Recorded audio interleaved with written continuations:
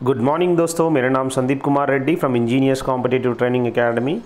आज हम लोग डिस्कस करेंगे इंडियन कोस्ट गार्ड के संबंधित जो कि एग्जामिनेशन 14 दोस्तों हमने ऑलरेडी डिस्कस किया गया है। Up to the examination paper 13 तक डिस्कस किया है। आज हम डिस्कस करेंगे 14। चलिए शुरुआत करते हैं। इनके अंदर क्या क्या सवाल दिए गए हैं। कुल मिला के 60 सवाल हैं और आप देख सकते हैं 45 मिनट का टाइम होता है और 60 सवाल का 60 मार्क होते हैं। स्टार्ट करते हैं पहला सवाल से। A cricket player after playing 10 tests scored 100 runs in the 11th test. जो कि एक क्रिकेट प्लेयर है जिन्होंने 10 टेस्ट खेला है और उन्होंने 100 रन बनाया। अब यहाँ पे जो भी है 11वां टेस्ट जो है जिसके अंदर as a result the average of his runs is increased by 5। उन्होंने कुछ रन्स बनाए 10 टेस्ट तक और जो 11वां टेस्ट है उनके अंदर उन्होंने 100 सेंचुरी मारा है। तो अभी तक जिन्होंने जो भी रन्स बनाए उनको उनके बारे में कोई आइडिया नहीं है, पर आपको इतना आइडिया है कि 11वां जो टेस्ट खेला है उसके अंदर 100 रन मारा है।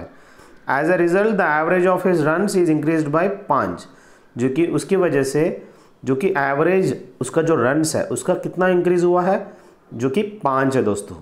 अब वो पूछ रहा है कि the present average of the runs, जो कि अप टू 10th मैच तक उसका एवरेज क्या था वो पूछ रहा है। 11वां टेस्ट में 100 रन बनाया। अब मान लेते हैं जो कि ओरिजिनल रन्स जो उन्होंने बनाया है वो x है दोस्तों।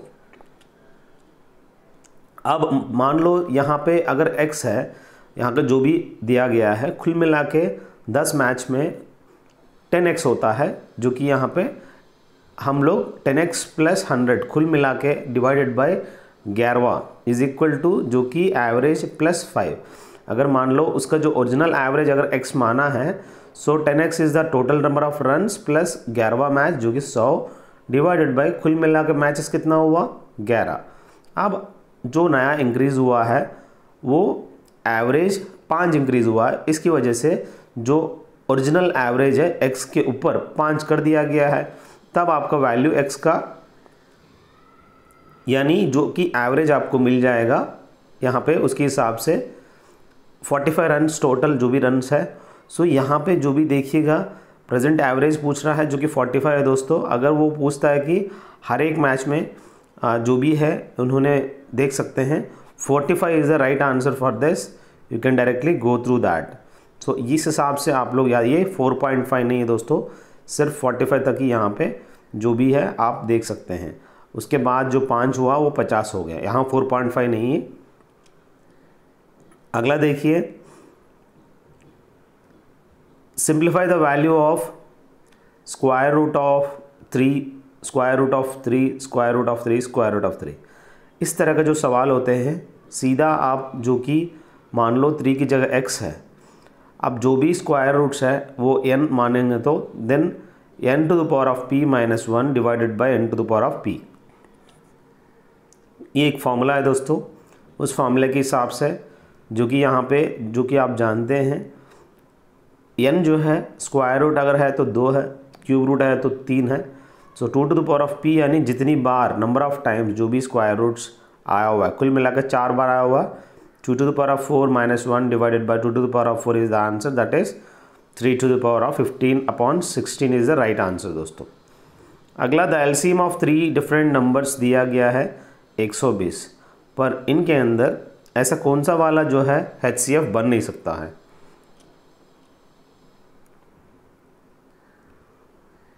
अगर 3 नंबर का LCM अगर 120 है, अगर मान लो उस 120 को अगर हम स्प्लिट करेंगे अलग अलग किस्म से, आप देख सकते हैं 8 भी देख सकते हैं, 12 और 24, पर इनके अंदर आप 35 आप देख नहीं सकते हैं। तो ये cannot be HCF, that is HCF 35 नहीं हो सकती।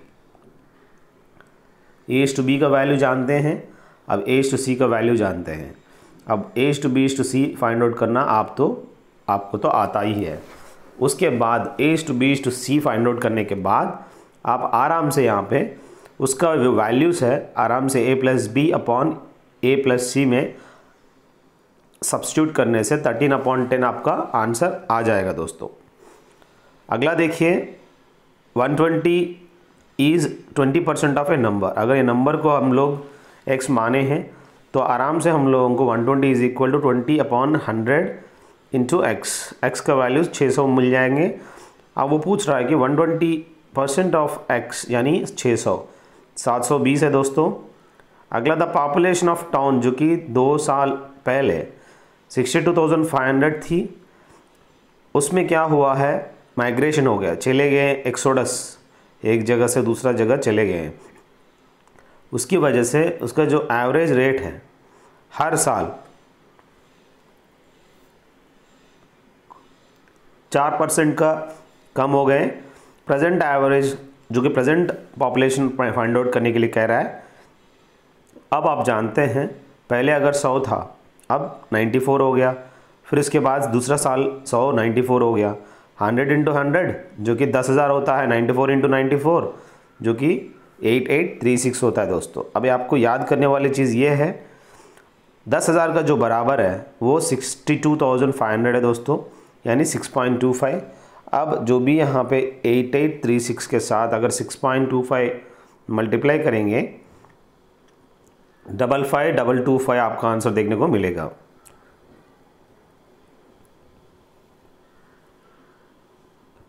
पॉपुलेशन आफ्टर डिक्रीज क्या हुआ है, जो कि आप जानते हैं 55,225 is the right answer for this. अगला देखिए दोस्तों, in what ratio Darjeeling T costing 320 पर KG be mixed with Assam T costing 250। Darjeeling वाला टी का जो पत्ते का कॉस्ट है वो बहुत ही महंगा है, 320 है दोस्तों, असम वाली 250 है। वो किस रेशियो में कह रहा है कि मिक्स करने से, जिसकी वजह से gain of 20% by selling the mixture eight ₹324 पर केजी। अब आपको पता चल गया, दोनों को कॉस्ट तो पता है, लेकिन यहाँ पे कह रहा है कि जिसकी वजह से उनको फ़ायदा हुआ है 20% by selling the mixture eight 324 पर केजी। यहाँ सेलिंग प्राइस दिया है, लेकिन आपको जो वैल्यूज़ रहेगा सभी कॉस्ट प्राइस होनी जरूरी है। सो अगर 20% गेन हुआ है सेलिंग प्राइस 324 के हिसाब से, तो आपको 120 का वैल्यू 324 जानते हो, 120 इंटू 2.7 यानी 324 बन जाता है। ठीक उसी तरह कॉस्ट प्राइस इंटू 2.7 कभी भी कॉस्ट प्राइस 100% होता है, इसीलिए 270 कॉस्ट प्राइस बन चुका है, 320, 250 एंड 270 जो कि एवरेज आप देख सकते हैं। आंसर आप आराम से 320 से 270 जाएगा तो 50 मिलेगा, सो 270 से 250 जाएगा तो 20 मिलेगा। यानी आपका जो कि रेशियो है 2:5 रेशियो के अंदर आपको मिलाना पड़ेगा, जिसकी वजह से आप 20% का फ़ायदा होगा उस मिक्सचर 324 बेचने के बाद। सो आपका आंसर 2:5 दोस्तों। अगला देखिए, 864 is divided among A, B and C such that 8 times A share is equal to 12 times B share, जो कि 8A is equal to 12B and 8A is equal to 6C। उसके हिसाब से अगर आप देखेंगे, आप आराम से इसको कर सकते हैं। A by B, B by C value आ गया, A बाई B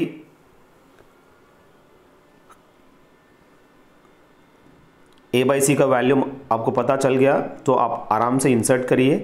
अब यहाँ पे देखिएगा 8, 12 और 6 का जो कि LCM 24 है दोस्तों।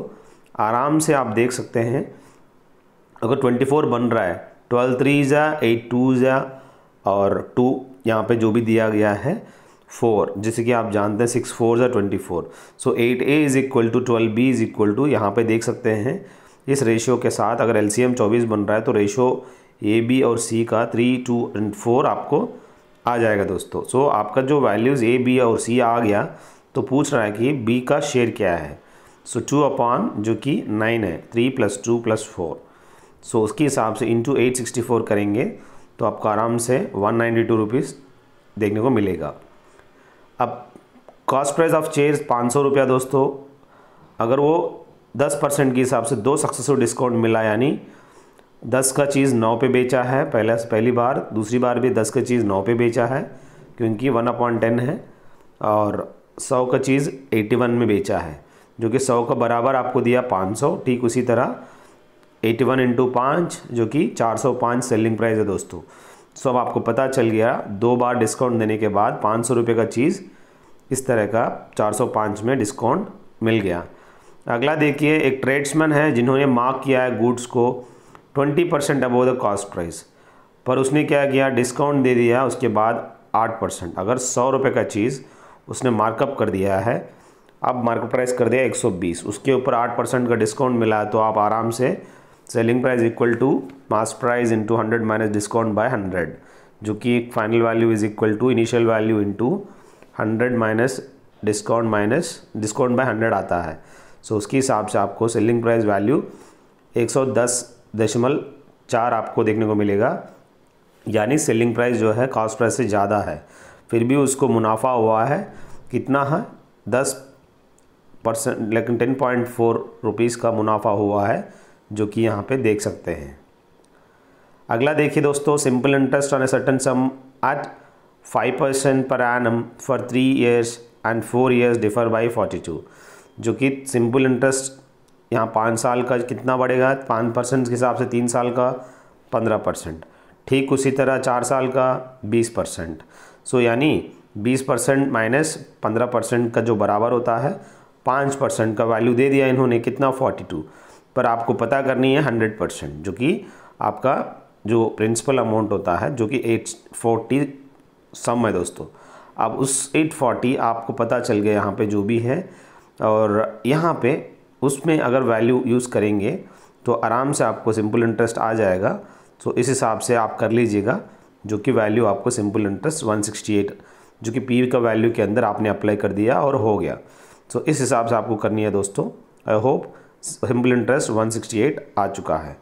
अगला देखिए, if x plus 1/x equal to 5, जैसे कि f5x divided by x² plus 5x plus 1, ऊपर नीचे x के साथ डिवीजन इसलिए करना है ताकि आप x प्लस 1/x जो डिनोमिनेटर में देख सकें। सो अब यहाँ पे हो जाएगा x कैंसिल हो जाएगा न्यूमरेटर में, तो 5/x प्लस 1/x प्लस 5 आएगा, जो कि वैल्यू हाफ आएगा दोस्तों। अगला tan a is equal to 4/3, उसके हिसाब से आप एक राइट एंगल ट्रायंगल बना सकते हैं। हाइपोटेन्यूज बनेगा 5, अपोजिट साइड 4, एडजेसेंट साइड 3, उसके हिसाब से अप्लाई करेंगे तो आपका आंसर 3.5 बन सकता है दोस्तों। अगला देखिए, second of 4x minus 50 is equal to cosecant of 50 minus x, then the value of x की वैल्यू आराम से आप देख सकते हैं, second of 4x minus 50 is equal to cosecant of 50 minus x. So यहाँ पे कोसिकेंट 90 माइनस थीटा लिख सकते हैं, और यहाँ पे आंसर आपको देखने को मिलेगा सेकेंड कैंसिल हो जाएगा, 4x minus 50 is equal to 90 minus 50x plus x, यहाँ पे x का वैल्यू 30 आ जाएगा दोस्तों। हाइट्स एंड डिस्टेंस का एक सवाल है। एक पोल है जिनकी हाइट जो है 12 मीटर है और उसका शैडो है 4√3 है। अब angle of elevation find out करने के लिए कहा है, आराम से opposite side by adjacent side tan theta is equal to √3 बनेगा, जॉनी theta is equal to 60 degrees बनेगा दोस्तों। अगला angle of elevation of the top of the tower from the point on the ground, जो कि 30 डिग्री था और 70 metre आगे चला गया, जिसकी वजह से वो एंगल हो गया 60। Height of the tower find out करने के लिए बोला है, जैसे कि हमने एक बार डिस्कस किया था इस तरह के सवाल को। ट्रायंगुलर ABC में आप tan 60 के हिसाब से अप्लाई करोगे तो टावर जो भी है आप x का value is equal to tower upon √3 आएगा, और ABD में आप देख सकते हैं इस वैल्यू को अप्लाई करने से आपका जो कि टावर है 35√3 आपको आंसर मिल जाएगा। बहुत आसान है, आप लोग देख लीजिएगा, क्योंकि हमने ऑलरेडी इस तरह का सवाल हमने किया हुआ है। सो ये आप लोगों के लिए आसान हो सकता है। Find the number of diagonals in hexagon, जो कि आप जानते हैं पेंटागन, हेक्सागन, हेक्सा यानी नंबर ऑफ साइड्स होते हैं 6। अब इसमें डायगोनल्स फाइंड आउट करने के लिए एक फॉर्मूला होता है दोस्तों, जो कि number of diagonals is equal to n into n minus 3/2। ये एक फॉर्मूला है दोस्तों, आप लोगों को याद रखनी है। उसके हिसाब से अगर साइड यहाँ पे रख देंगे n की जगह 6, तो आराम से number of diagonals can be drawn is that is 9 diagonals. अगला मेंसुरेशन के हिसाब से देखिए, एक वायर का लेंथ जो कि 44 सेंटीमीटर है दोस्तों, उनको bend to form a circle, उसको बेंड किया गया है एक सर्कुलर फॉर्म में, and then rebend to form a square, उसको दोबारा रीबेंड किया है form a square. The difference of two enclosed areas is, इस हिसाब से अगर देखा जाए तो 2πr इज इक्वल टू 44। सो यहाँ पे एक वायर है जिनकी पेरीमीटर 44 सेंटीमीटर्स है, 2πr is equal to 44, r is equal to 7। अब यहाँ पे πr² यानी आराम से आप वैल्यू अप्लाई कर सकते हैं। सो यहाँ पे जो भी वैल्यू आ रहा है, अगर मान लो यहाँ कह रहा है कि इसी 44 के हिसाब से एक स्क्वायर बना रहा है, मान लो उसका जो साइड बनेगा 11, उसके हिसाब से पेरीमीटर ऑफ ए स्क्वायर जो कि आप कंपेयर करने से आराम से आपको ये एरिया भी मिल जाएगा, जो कि यहाँ पे 121 एरिया बन रहा है किसका, एक स्क्वायर का, और एक एरिया ऑफ ए सर्किल बन रहा है जो कि 154। अब इन दोनों का अगर देखा जाए 154 माइनस 121 जो कि 33 डिफरेंस बन रहा है। एक सर्किल में ज़्यादा एरिया होता है पर एक स्क्वायर में नहीं। अगला देखिए दोस्तों, the sides of a rhombus दिया गया है जो कि 10 सेंटीमीटर है each. The diagonal measures 16 centimetres. Area of the rhombus find out करने के लिए कहा है। अब यहाँ पे साइड्स ऑफ द रोम्बस जो कि 10 है दोस्तों, और डायगोनल जो कि 16 है दोस्तों। अब इस हिसाब से अगर देखा जाए, आप यहाँ पे जो भी डायगोनल बन रहा है 8-8 डिवीज़न हो जाएगा। अब साइड तो 10 था ही, तो बाकी जो दूसरा जो डायगोनल बनेगा वो 6-6 बनेगा, क्योंकि आप ट्रिपलेट्स देख सकते हो 10, 8 और 6 का। सो बी और सी के बीच में जो दूरी है 6 + 6 यानी 12 आपको देखने को मिलेगा। एक डायगोनल 16 है और एक डायगोनल 12 है। एरिया ऑफ रोम्बस के हिसाब से हाफ d1 d2 के हिसाब से आपको आंसर आपको देखने को मिलेगा 96, जो कि आपको बहुत आसान है दोस्तों। अगला एक रेशियो ऑफ एल्टीट्यूड्स दिया गया है 2 ट्रायंगल्स का 4:5। रेशियो ऑफ देयर एरियाज पूछ रहा है जो कि यहाँ दिया गया है 3:2। Ratio of the corresponding basis बहुत ही आसान है दोस्तों। एल्टीट्यूड अगर 4:5 है, एरिया अगर 3:2 है। यहाँ पे देखिएगा एरियाज़ को अगर मान लो यहाँ पे √3/4 × a1² जो कि एरिया है दोस्तों, यहाँ पे √3/4 × a2² के हिसाब से देखा जाए, यहाँ पे एरियाज़ आप a1 a2 a2 जो कि आप देख सकते हैं इसके हिसाब से, और करस्पॉन्डिंग बेसिस। नहीं तो आप इस तरह का देखिए, half base into height is equal to half b2 into h2। पर यहाँ पे जो भी दिया गया है बेस और एरिया दिया है, उसके हिसाब से आप आराम से यहाँ पे जो कि इनका जो एल्टीट्यूड्स है, जो भी इनका करस्पॉन्डिंग बेसिस का आराम से आपको देखने को मिलेगा। तो ये 4√3/5√2 इज़ द राइट आंसर, जो कि यहाँ पे दे दिया उन्होंने। ऐसे आप लोगों को फाइंड आउट करनी है, जो कि बहुत ही आसान है दोस्तों। तो हर चीज़ आप लोग थोड़ा स्प्लिट करके एक एक सवाल ऐसे करना होगा। अगला साइंस में देखिए, साइंस का बहुत आसान है दोस्तों। Sound waves in air are, जो कि लॉन्गिट्यूडल होता है, और ट्रांसवर्स जो कि आप जानते हैं लाइट वेव्स होता है दोस्तों। Suitable impurities are added to a semiconductor depending on its use. This is done in order to increase its electrical conductivity, जो कि कुछ इम्प्योरिटीज़ ऐड किया जाता है सेमीकंडक्टर को, इसीलिए कि increase its electrical conductivity increase करने के लिए। जैसे कि आप जानते हैं सेमीकंडक्टर्स जर्मेनियम, सिलिकॉन ये सब होते हैं दोस्तों। अगला देखिए, railway tracks are banked on curves, जो कि रेलवे ट्रैक्स आप जानते हैं वो कर्व दिया रहता है। वो इसलिए कि necessary centripetal force may be obtain from the horizontal component of the weight of the train. अगर आप इस तरह का बैंकिंग नहीं करेंगे तो ट्रेन जो है गिर जाएगा। सो इसको centripetal force may be obtain from the horizontal component of the weight of the train, इसकी वजह से। अगला देखिए, the main reserve of phosphorus in the biosphere is in, जो कि ट्रोपोस्फीयर, स्ट्रेटोस्फीयर सब जानते हैं, लेकिन यहाँ पे है लिथोस्फीयर होता है, जिनके अंदर काफ़ी फास्फोरस देखने को मिलेगा अपना धरती में। If the speed of rotation of the earth increases, the weight of the body क्या हो जाएगा, अपने आप कम हो जाएगा। Liquids transmit pressure equally in all directions, this is known as, जैसे कि एक लिक्विड होता है हर डायरेक्शन में। यहाँ पास्कल्स लॉ यही बोलता है कि हाइड्रोलिक प्रेशर जो होता है उनमें इस तरह का आप इक्वल प्रेशर देख सकते हो। Soil is formed from the parent rock material by, जो कि जो भी सॉइल फॉर्म होता है वो किस हिसाब से, केमिकल डिकम्पोजिशन की वजह से, फिजिकल एंड बायोलॉजिकल डिकम्पोजिशन की वजह से यहाँ होता है।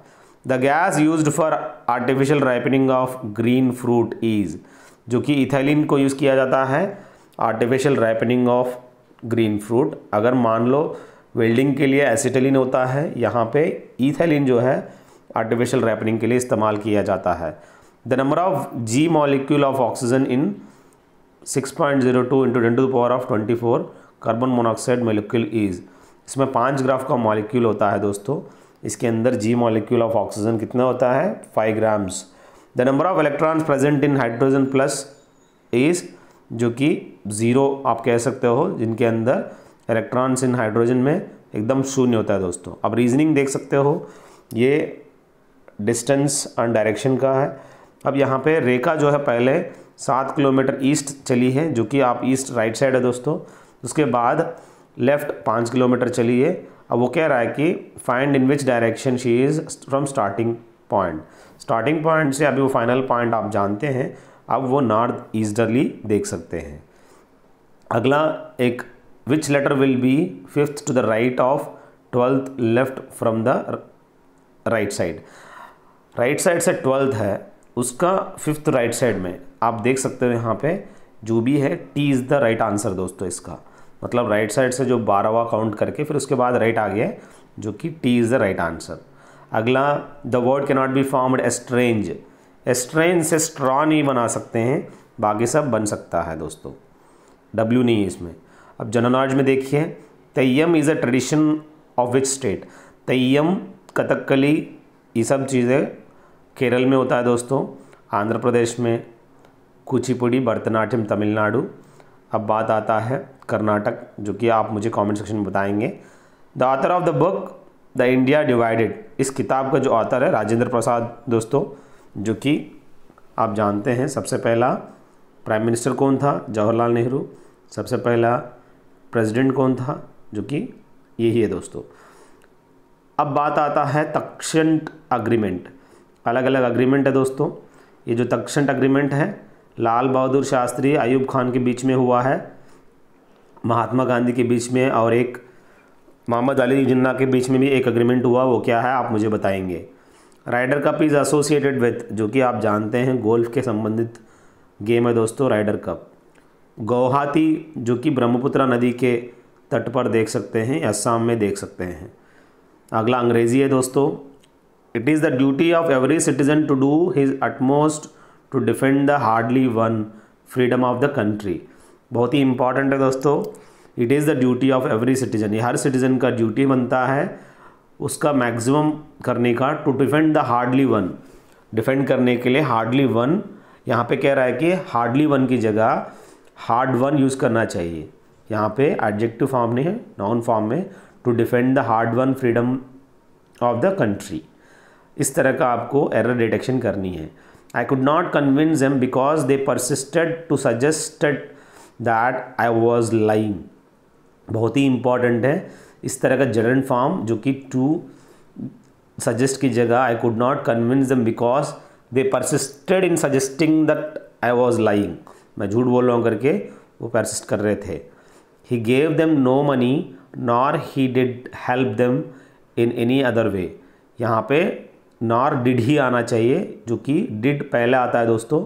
सो he gave them no money nor did he help them in any other way is the right answer. अगला क्लॉज टेस्ट देखिए, how the domestication of animals began is not known, perhaps there were large number of animals in areas near water where men also were, यहाँ पे देख सकते हैं वर concentrated here man could observe the animals and study their habits and this knowledge must have enabled, जिसकी वजह से वो आसान हो जाता है him to tame them, उसको किस हिसाब से ट्रेन करनी है। it was again easy for agricultural people to domesticate animals and feed them on the husks of the grain that were left after threshing, ये खेती बाड़ी करने वाले के लिए काफ़ी आसान होता है, जो कि आप घास फूस खिला सकते हो। अब बात आता है दोस्तों क्विंटेजेंस का, क्विंट एजेंस, ये करेक्टली स्पेल्ड वर्ड है दोस्तों, guerrilla GUERRILLA, guerrilla spelling check करिएगा, गोरिल्ला RRLL, ठीक है।